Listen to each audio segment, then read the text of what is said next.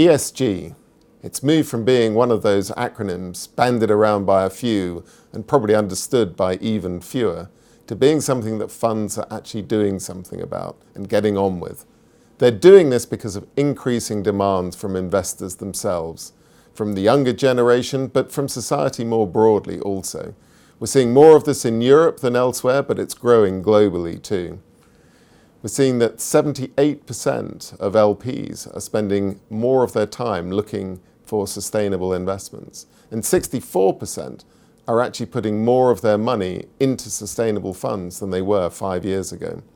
We think of funds actually as arraying themselves across an ESG spectrum, from the traditional funds that haven't yet got around to thinking about the ESG agenda, that's a declining number, through responsible investors, the do no evil crowd, if you like, who are checking that the investments that they're making conform to a set of criteria along environmental, social, and governance grounds, to sustainable investors who are researching behind themes, who are looking for investment opportunities that will make a difference.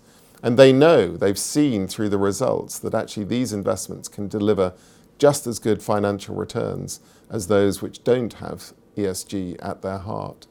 And that actually has driven the far end of the spectrum, impact investing, those firms whose real reason for being, whose center of their investment philosophy is making a positive difference. And they too have demonstrated that returns and positive social and environmental impact do not have to be a trade-off. In fact, they can enhance each other.